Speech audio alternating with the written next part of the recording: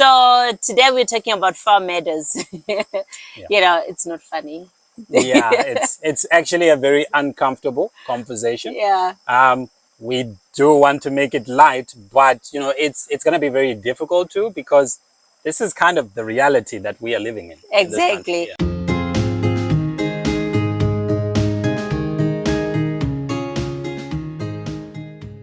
And also, we did not feel like we are qualified to talk about this, because we thought when farm matters are being spoken about, most of the times they are talking about commercial farmers, your farmers that are bringing you food into your supermarkets. So we went out and we did a little bit of research so that we understand what's really going on in terms of, farm matters. But then again, welcome to South Africa. Nothing is actually properly documented. So these stats might not actually be correct, but this will give an idea of what's actually going on, right? So in 2020, 2021, there were 395 confirmed attacks, of which 59 were actually deaths, resulted in death. And then the most common month that this happens is December. And Mpumalanga is number 4. Mpumalanga is where we are. Most of these murders happen in KZN, in Gauteng, and in the Free State. 58% of these murders, of these attacks, on bigger farms, and then 42% rather, are on small holdings, which is us, the homesteaders. And the most common victims are between the ages of 60 and 69, and 22% of these result in extreme torture. Yeah. So I mean, the only thingy from there is that we're not 60 to 69, Right.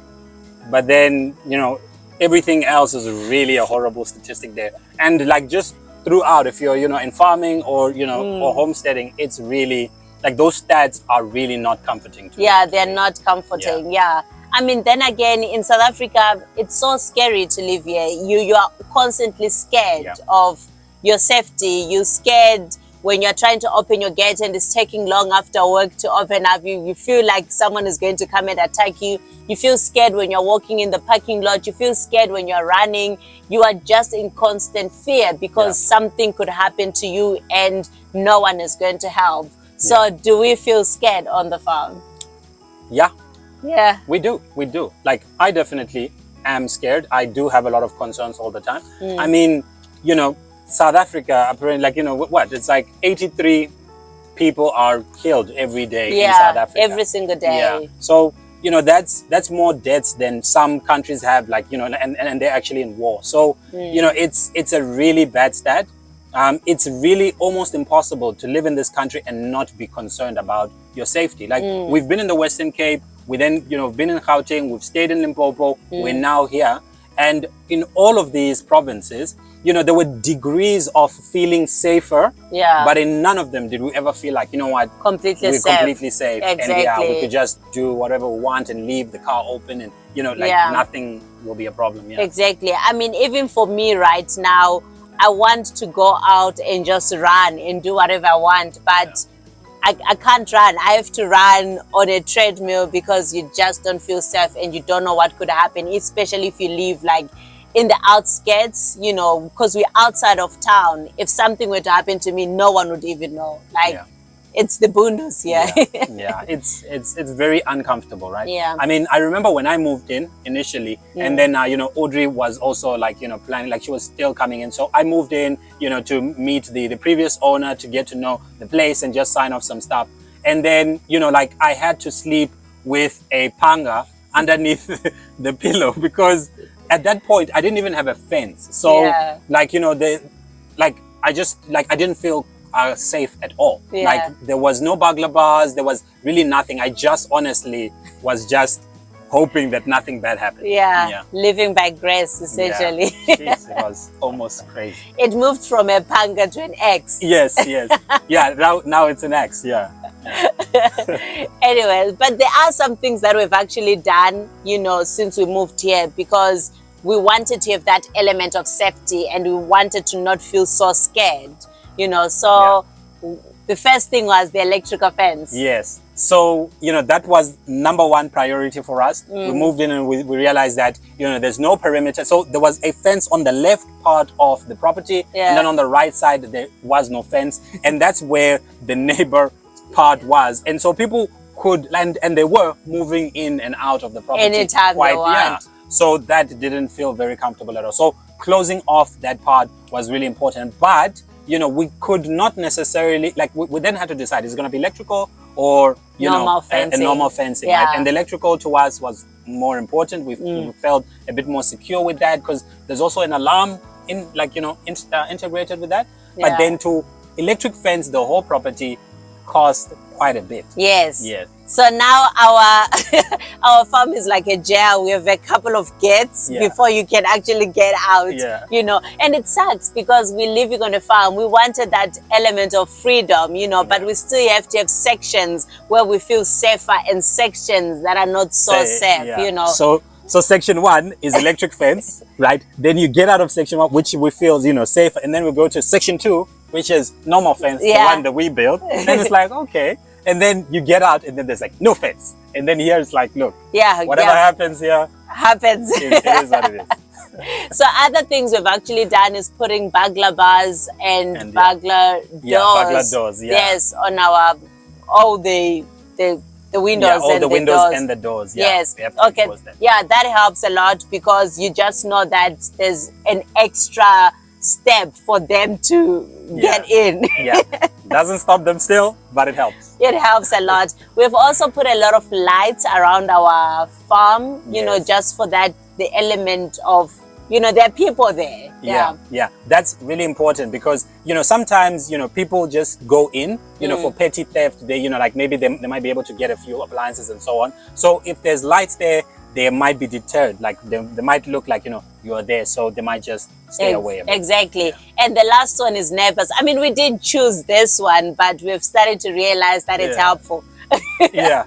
It's such a big thing. So when we moved in here, we must admit we were a little bit annoyed that we had neighbors, and in some parts of the property they're relatively close. So we were a bit annoyed by that. We always wanted to live in a place where we might not be able to see our neighbor for weeks if we could. Yes. But then this has been such a big blessing that we really didn't know. Absolutely. Yeah, I think 3 months after moving here, our neighbor called very early in the morning, and he was like, okay, I saw 4 guys staying around your gate, so you need to check on what the hell is happening there.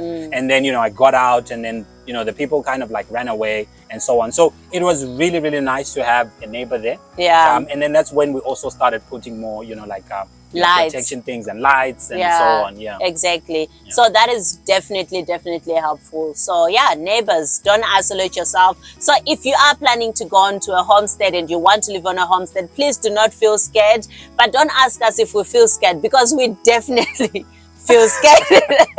But we are not going to let fear stop us from doing what we want. So if you are planning to live on a homestead, so here are some of the things you can do for safety. Buy lots of lights. Just they need to see that there's activity happening there, and sometimes it deters them. We don't know if it really does, but I think when people can see that there's action, when it's too dark, people are willing to attack. So just show that there is action and you're willing to attack if something were to happen. I don't know if attack is the right word. Yeah, but just activity just might keep people at bay, because they can recognize that there are definitely owners there. It's not just quiet. So that really does help. Make sure there's that, create visibility as well. You want to make sure that you are, you're saying hello to your neighbors. People are seeing you as well. We see that, by having visibility, people know, then it becomes a bit more difficult. So for me as well, I wake up in the morning, I make sure that I'm kind of seen in the property. Either I'm clearing or building or making things around there. So it's also very helpful. Yeah, so that just don't isolate yourself. Have some neighbors if you can. Sometimes that you buy a large piece of land and then you end up putting yourself in the middle. Try to just have access to your neighbors, be in community forums or groups or whatever ways, associations, homeowners associations. Exactly, You're going to need all of those people. So one of the first things we did when we moved here was actually getting to walk around, trying to know who was around, and then we spoke to people around. So it helped us a lot with understanding things like water and you know, all the other amenities. But the bigger thing was, you know, to start creating foundations of how can we make this place safe, and should there be, is there something that we should be worried about? You know, together with the neighbors. So that was really important, like talking to your neighbors and understanding if they have concerns and what can we do together to stop that or to make our place safer. And I think this is just the last point I wanted to add on is I think it's important when you're going to buy your land to buy it in a place where you feel it's most safe. So do your research, right? But it's also very important to maybe buy a homestead far away from commercial farmers, because we've had a lot of cases where commercial farmers are usually using illegal undocumented people. So it's important that you stay away from areas where there's going to be a lot of foot traffic in terms of all these people going to these workplaces. That way you avoid a lot of things, because if something does happen and the person who committed it is undocumented, chances are it might happen again, and there isn't a safety net around that. So you need to stay away from areas like that.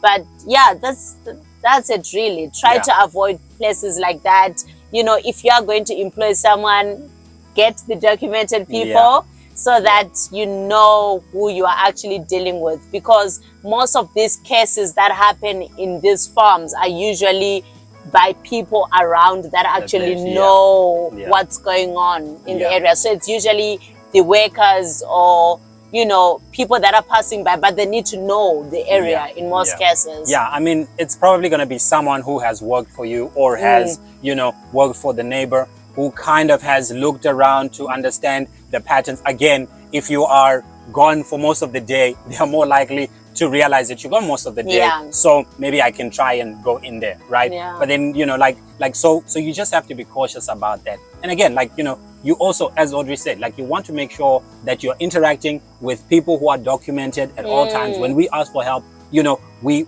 expect to show documentation, right, you know, from this country. And then we also expect to get documentation from the people, right? Like, I mean, we do this, you know, in every other situation, and, you know, want to make sure that we are safe, and, you know, the people are also just safe as well. Exactly. When we got our guy to work for us, we asked for his passport. Like, you know, do you have an ID? Do you have a passport? Do you have something? Because, you know, they may have an ID, which is fine, but we also want to know their passport in case they leave the country.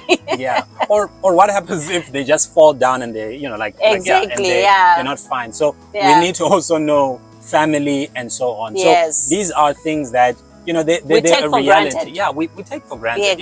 But they're a reality of, like, once you go into homesteading, you realize that this is really a part of homesteading. Exactly. You are going to need lots of help. That's it really. You tell us if you have concerns of safety in your country, on your homestead, you know, things like that. And, you know, is there help that you get from government? Is there help that you get from communities? What are the things that have been put in place? Government.